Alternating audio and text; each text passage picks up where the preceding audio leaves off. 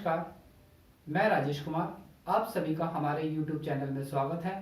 आज हमारे साथ बातचीत करने के लिए हैं सिन्हा इलेक्ट्रो होम्यो अनुसंधान केंद्र के डिप्टी डायरेक्टर एवं national general secretary electro homoeopathy foundation doctor Prabhat Kumar Sinha ji. नमस्कार डॉक्टर साहब। डॉक्टर साहब, आपका हमारे चैनल में बहुत बहुत स्वागत है। डॉक्टर साहब, हम ये जानना चाहेंगे कि आपने अभी इलेक्ट्रो होम्योपैथी फाउंडेशन ज्वाइन करी है, तो आपने यही ऑर्गेनाइजेशन क्यों ज्वाइन करी, जबकि इलेक्ट्रो होम्योपैथी से जुड़ी हुई और भी बहुत सारी ऑर्गेनाइजेशंस हैं? देखिए, ऑर्गेनाइजेशन ज्वाइन किए हुए तो एक वक्त हो गया, और जहाँ तक रहा ये क्वेश्चन कि हमने यही ऑर्गेनाइजेशन क्यों ज्वाइन करी, तो इस ऑर्गेनाइजेशन के जो संस्थापक हैं डॉक्टर परमिंदर पांडे जी, PS पांडे, और उसके चेयरमैन भी हैं। उनकी सबसे बड़ी खासियत ये रही है कि इस ऑर्गेनाइजेशन को उन्होंने इस तरीके से लेकर चला है। शुरू से ही मैंने देखा है उनकी एक्टिविटी को इस तरीके से लेकर चला है कि मतलब सारे लोग एक बहुत ही मतलब कहा जाता है ना कि मधुर बॉन्डिंग में जी। एक सबकी बॉन्डिंग ही अलग है। अगर हमारे जो चेयरमैन हैं या उसके जो भी अधिकारी वर्ग हैं कोई भी डिसीजन लेते हैं तो हमारे जितने भी नीचे के मेंबर हैं वो कोई भी ये कहने वाला नहीं मिलता है कि हम ऐसा क्यों किए। इसका सबसे बड़ा ये रहा कि हमने उसको शुरू से डिसिप्लिन रखा अपने पूरे ऑर्गेनाइजेशन को, और किसी भी ऑर्गेनाइजेशन की डेवलपमेंट का सबसे बड़ा अगर वो प्लस पॉइंट होता है तो वो उसकी डिसिप्लिन ही होती है। इलेक्ट्रोहोम्योपैथिक की ऑर्गेनाइजेशन हो या हमारी कोई भी ऑर्गेनाइजेशन हो, अगर हम उसका डेवलपमेंट चाहते हैं तो उसे हमें डिसिप्लिन तो रखना पड़ेगा, और इसको हमारे परमिंदर पांडे जी ने बखूबी इसमें जो अपना रोल निभाया है इसको मेंटेन करने में वो बहुत ही अच्छा रहा है, और उसकी मैं बहुत ही भूरी भूरी प्रशंसा भी कर रहा हूं। इसीलिए हम लोगों ने हमारे सिन्हा इलेक्ट्रो अनुसंधान केंद्र के हमारे डायरेक्टर जो डॉक्टर KP सिन्हा जी हैं उनको उसमें प्रेसिडेंट भी बनाया गया, और हमें उसमें नेशनल जनरल सेक्रेटरी का पोस्ट देकर कहा गया कि आपको इसका भार संभालना है।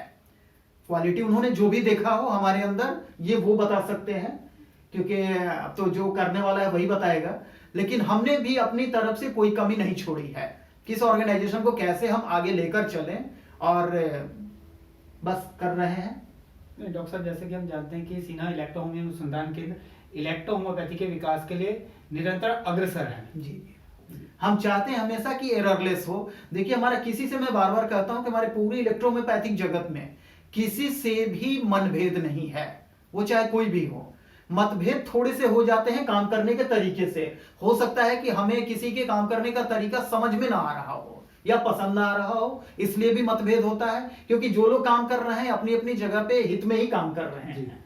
रिजल्ट कितना मिल रहा है नहीं मिल रहा है वो अलग बात होती है, लेकिन सब लोग अपने अपने तरीके से काम कर रहे हैं, और हमारा इलेक्ट्रोपैथिक फाउंडेशन जो है वो भी अपने तरीके से काम कर रहा है। बस उसकी एक प्लस पॉइंट क्या है कि वो डिसिप्लिन वे में काम कर रहा है, अनुशासित होकर, कि जब हम आपस में बैठते हैं EHF की टीम पूरी इलेक्ट्रोहोम्योपैथिक फाउंडेशन की, तो सभी जब बात करते हैं तो कोई थर्ड पर्सन भी अगर वहां बैठ जाए तो वो ये नहीं कह सकता है कि आपस में इन लोगों के विचार नहीं मिल रहे हैं, क्योंकि सब बात करेंगे तो बिल्कुल एक फैमिली की तरह बातें होती है, और किसी के मुंह से अगर कुछ निकल रहा है तो सभी उस पर सोचने के लिए मजबूर होते हैं कि आखिर ऐसा क्यों बोला गया है।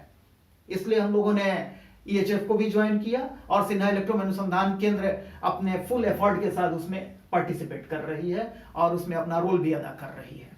डॉक्टर साहब, जैसे कि हमें अभी ज्ञात हुआ है कि एक मीटिंग आयोजित होने जा रही है जिसका स्लोगन है सबके साथ इलेक्ट्रो होम्योपैथी का विकास, चलो हैदराबाद।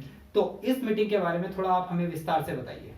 देखिए, इस मीटिंग के लिए तो सबसे पहले मैं परमिंदर पांडे जी को धन्यवाद देना चाहूंगा, और इसमें जो हमारे हैदराबाद के डॉक्टर MS हुसैन जी हैं वो अपने शेरो शायराने अंदाज के लिए जाने जाते हैं, हालांकि हमारे पूरे इलेक्ट्रोहोम्योपैथ्स में जहां भी जाते हैं, लेकिन उनकी भी एक बहुत बड़ी खासियत रही है। शायद ही ऐसा कोई इलेक्ट्रोहोम्योपैथिक होगा जो उन्हें लाइक ना करता हो, सब उनको पसंद करते हैं, और उनकी अपनी क्वालिटी है।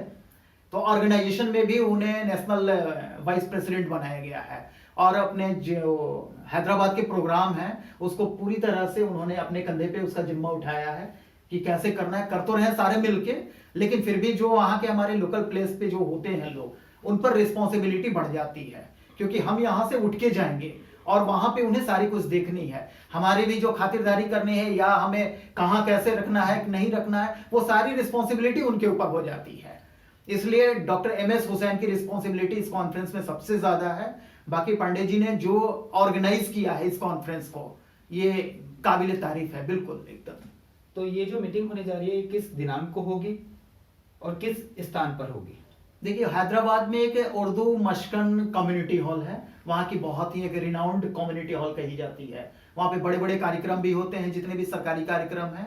उस कार्यक्रम में मैंने क्या कहा कि इसमें MS हुसैन साहब की बहुत बड़ी मतलब रोल रही है कि उन्होंने वहां जो ऑर्गेनाइज किया है इतने सिस्टमेटिक तरीके से, जिसको कि कोई भी देखे तो ये कह सकता है कि नहीं बड़े लेवल का कार्यक्रम होने जा रहा है।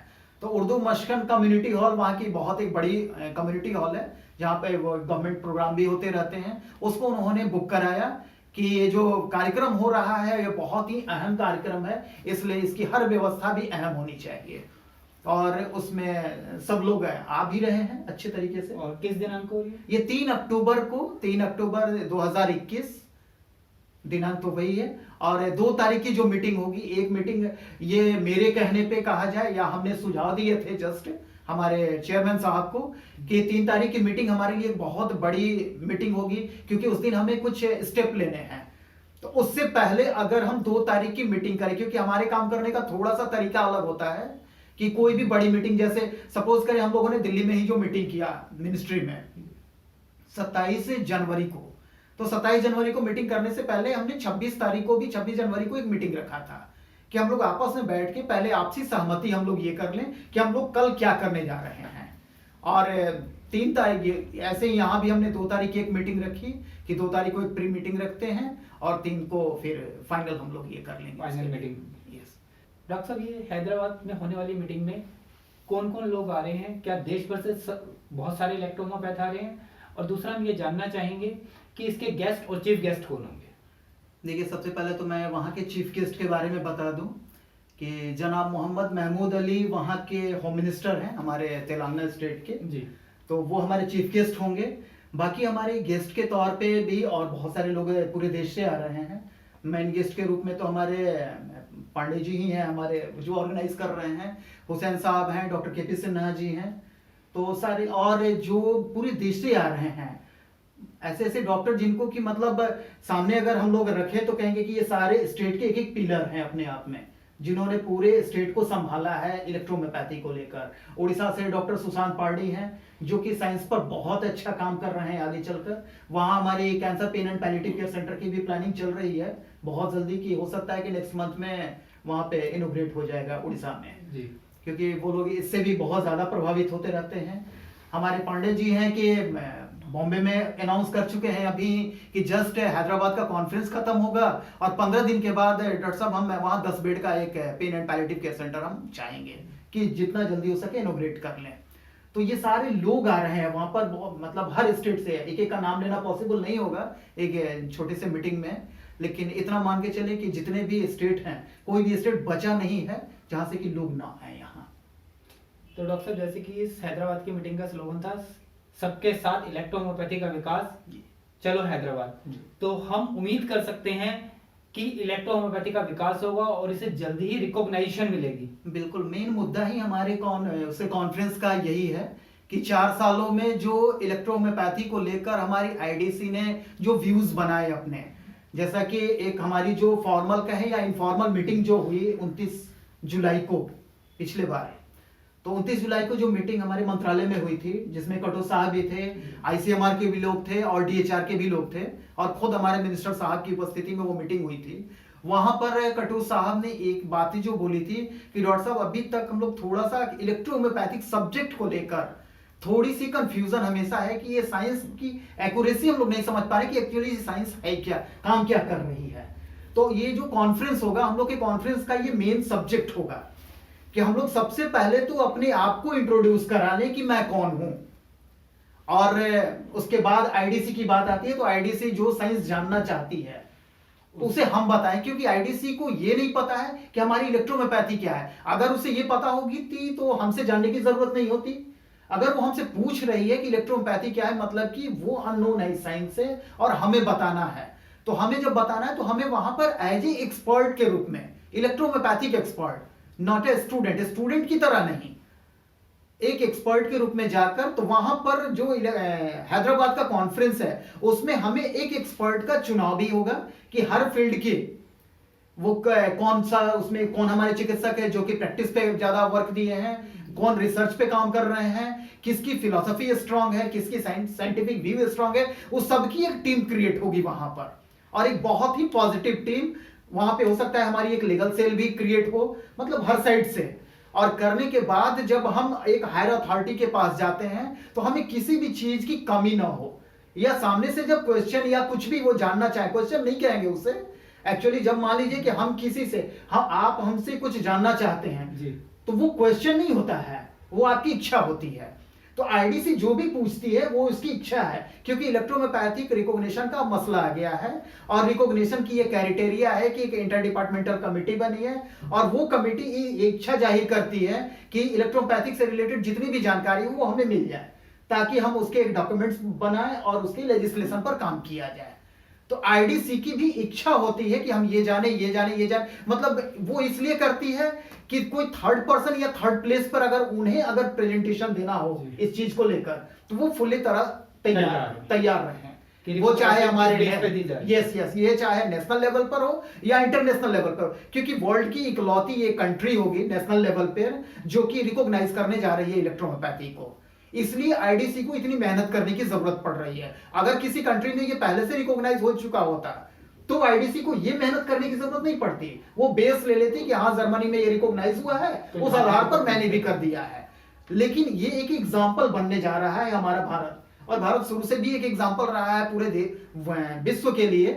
तो इलेक्ट्रोहोम्योपैथी के रिकॉग्निशन में भी एक एग्जाम्पल बनने जा रहा है कि किसी भी कंट्री में अगर रिकॉग्निशन का मसला उठे तो वो ये देखिए कि भारत ने रिकॉग्नाइज किया है, हमारे इंडिया ने रिकॉग्नाइज किया है अगर इलेक्ट्रोहोम्योपैथी को, तो किस बेस पे किया है, कौन सी साइंस देखी इसमें जिससे कि इलेक्ट्रोहोम्योपैथी को रिकॉग्नाइज किया गया। इसलिए आईडीसी को इतनी 4 सालों से मेहनत करने की जरूरत पड़ रही है, और शायद उन्हें कहीं ना कहीं किसी भी चीज की कमी अभी महसूस हो रही है, क्योंकि हमें जहां तक पता चला है कि अभी तक, या कटो साहब ने स्वयं अपने मुख से कहा कि डॉक्टर साहब अभी इलेक्ट्रोहोम्योपैथी को लेकर हम लोग पूरी तरह से कहा जाए तो सेटिस्फाइड अभी नहीं हो पाए हैं। एक्चुअली ये साइंस अभी नहीं समझ पाए हैं कि ये साइंस किस लेवल पे और क्या काम कर रही है। और हमारी जो हैदराबाद वाली कॉन्फ्रेंस होगी उसमें सबसे मेन मुद्दा जो होगा, मेन अहम, वो हमारी पूरी टीम वहां बैठेगी, और सारी टीम से हम लोग एक एक करके स्क्रीनिंग वहां ली जाएगी कि अगर हम कोई कह दे कि नहीं मैं आईडीसी को फेस कर सकता हूं, तो उनकी वहां पे स्क्रीनिंग भी ली जा सकती है कि हाँ आप करेंगे तो आप क्या करेंगे। वहां जाकर उनसे वहां पे क्वेश्चन पुट अप किया जाएगा, क्योंकि जब तक हम आपस में क्वेश्चन आंसर नहीं कर लेते हैं तब तक तो हम एक हायर अथॉरिटी के पास जाने का कोई वो तैयारी हो जानी चाहिए।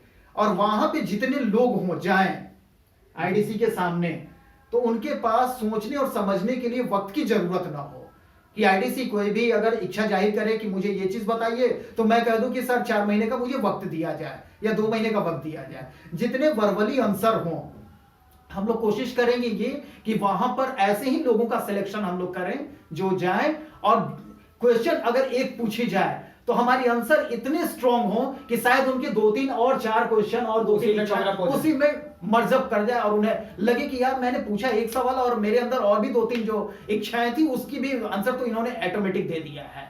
तब जाकर आईडीसी हमसे पूरी तरह से संतुष्ट होगी, और फिर रिकॉग्निशन कोई बहुत बड़ा मसला नहीं रह जाएगा। डॉक्टर साहब आपने बहुत विस्तार से हमें ये बताया कि हैदराबाद में जो मीटिंग होने जा रही है उसका मेन उद्देश्य जो है रिकॉग्नाइजेशन है, और हमें उम्मीद है कि हैदराबाद की मीटिंग के बाद इलेक्ट्रोहोम्योपैथिक ऑर्गेनाइजेशन और इलेक्ट्रोहोम्योपैथिक फाउंडेशन और स्ट्रांग होगी। बिल्कुल बिल्कुल, और हमें रिकॉग्निशन मिलके रहेगी इलेक्ट्रोहोम्योपैथी को। इसमें आपको जो डॉक्टर सुरेंद्र पांडे जी हैं जी, उन्होंने ऑलरेडी वो पीएचडी हैं, और उन्होंने साइंस पर इतना बेहतर काम किया है। वो हमारे परमिंदर पांडे जी के छोटे भाई साहब हैं जी, डॉक्टर सुरेंद्र पांडे। डॉक्टर हरविंदर सिंह जो भटिंडा से हैं, इन्होंने भी बहुत ही अच्छा साइंस पर काम किया, क्योंकि इन लोगों से जब बातें होती है कभी भी तो ऐसा फील होता है कि नहीं कुछ ईएच में काम हो रहा है, और इससे संतुष्टि भी मिलती है और सरकार भी संतुष्ट होगी इससे। डॉक्टर साहब आपने हमें बहुत अच्छी जानकारी दी। अगला सेशन हम इस हैदराबाद की मीटिंग के बाद रखते हैं। इसके लिए आपका बहुत बहुत धन्यवाद। नमस्कार। नमस्कार।